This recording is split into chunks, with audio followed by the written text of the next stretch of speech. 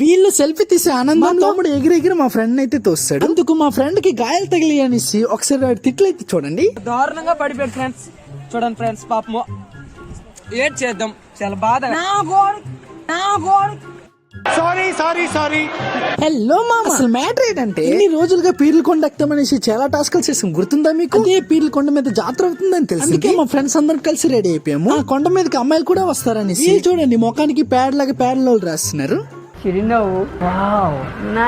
అందరం కలిసి జాతరకైతే వెళ్ళిపోయాము. ప్రతి గ్యాంగ్ లో ఇలాంటి వాడు ఉంటాడు. మీ గ్యాంగ్ లో కూడా ఉంటే కామెంట్ చేయండి. అసలు ఏమనుకున్నారు, జాతరకు వచ్చిన ప్రతి ఒక్క అమ్మాయిలకి కొన్న అర్పకంటే చూసేస్తున్నాడు.